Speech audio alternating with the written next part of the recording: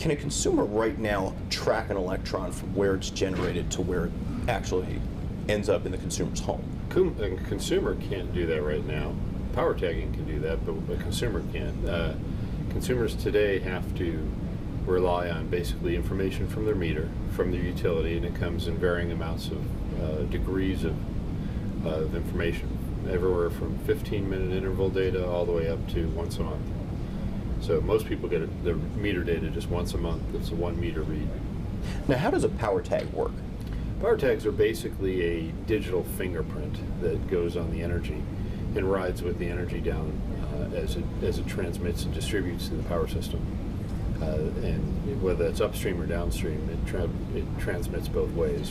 What it allows us to do is track information along with the energy itself, whether it's the grid schematic, whether it's the source of generation, whether it's the voltage level at the endpoint home. All those things can be tracked and managed through this communication medium. But what about tracking green power? If a consumer signs up for green power, do they know what they're getting at this point? When people sign up for green power, they know they're buying into a subsidy of new power generation being built that is green, whether it's solar or wind. They're getting some form of power that they can add to or change the balance, if you will, of carbon footprint. What they don't have is a guarantee that power actually gets to their house. So what that means is that when they're signing up for green power, they're paying as if they were buying green power, but they're not necessarily getting it? Well, they're paying for the generation of it, not paying for the delivery of that to their house. So when I sign up for green power in my own home, and I pay the kilowatt hour 11 cents, 12 cents, I'm really not getting green power coming out of my outlet. You don't know is the right answer. It might be coming green power, it might not be.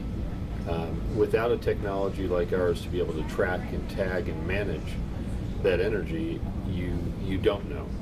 So being able to say that energy being generated is actually arriving at your house, no, there's no technology today that does that. That's what we do. But that's where power tagging comes in. When is a consumer going to be able to see what the mix of power really is? We're in pilots right now with multiple utilities. The majority of the focus is on conservation of energy right now. A lot of energy that's put on the grid is put on to make sure there's an oversupply. And that oversupply is something that can be tightly managed and save quite a bit of energy, reducing a lot of carbon footprint. Anywhere from 100 million to 200 million tons of CO2 a year can be reduced just by conserving small amounts of energy on the grid, less than 10%. But the utilities, when it comes to green power, say that when you buy green power, they have what they call a renewable energy certificate, which says the green power was at least generated.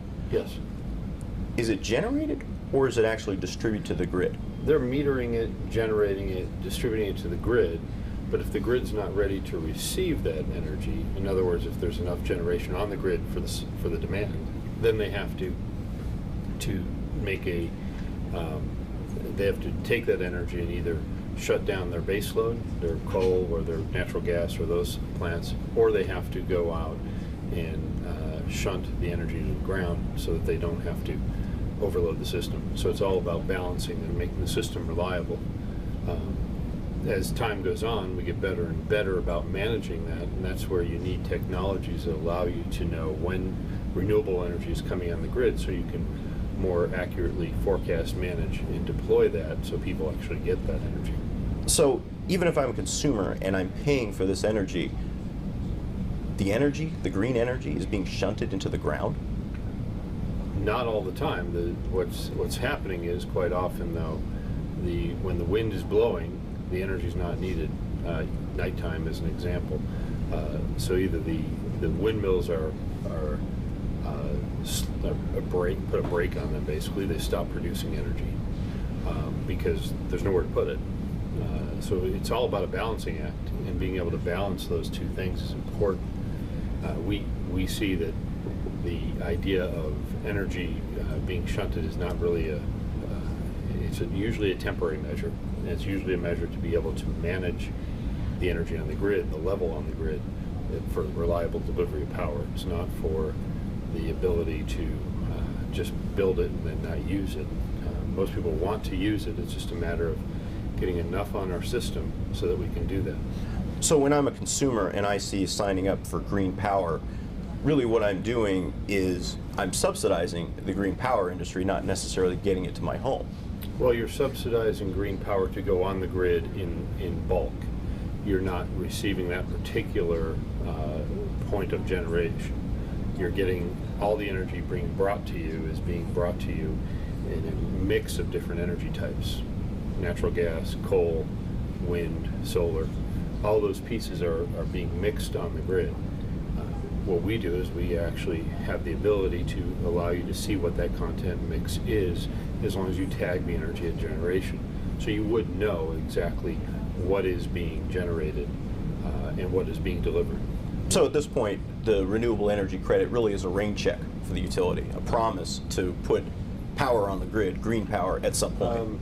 In certain cases, it's not a rain check for the utility. It's really it's a statement of investment by those consumers who want to start to build an infrastructure that's a green production source.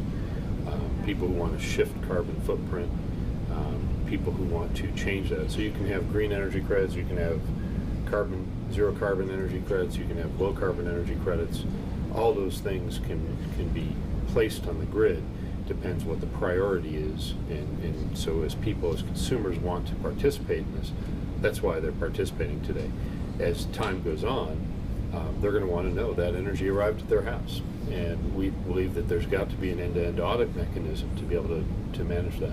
With a renewable energy certificate, are there issues with accountability? I think today people's expectation is fairly low. As we move forward in time, it's going to get more stringent. People are going to want to know exactly how much energy is coming to their house that came from solar, coal, wind, nuclear, whatever form of generation that is, particularly if you are paying a supplement for green energy. And being able to know that and understand that is important, and we see that as a future need that we can address. But a REC right now is not giving, in your view, the accountability that's needed? It's probably sufficing for what we do today, in the small amounts we're doing it. As people are putting more and more energy onto the grid, they're going to want to have accountability for that green energy. They're going to want to know where it came from. Was it truly green? Was it 2% green? Was it 32% green? They're going to want to know all those specifics, and the only way to do that is have an audit mechanism that allows them to do that. But the REC really says that this electricity was generated, but not necessarily delivered to the grid. Is that not what the REC is about? Well, the REC is about, right now a REC today is about generating the electricity you consume. There's no direct tie, though, between where that went through the power lines to get to your facility, your house, business, whatever that is. In the future, we believe people are going to want to know that. In a truly smart grid, you're going to want to be able to understand where the generation of power was, and the utility will as well. In that model, the utility is going to want to understand exactly where things come from and what their implication is for their footprint, their carbon footprint as well. But today, it's a very two-ended system. Source of generation, source of consumption, and there's very little information in between. But it sounds like the consumer really needs to get educated on what a renewable energy certificate is and what green power is in general. The consumer is slowly understanding the difference between a green power subsidy versus a green power consumed. But in today's world, there's so little green power on the grid that we need to position ourselves so we can understand how those two things come together down the road. Being able to understand where it was generated, where it was consumed, and actually how efficient we were at producing that and distributing that.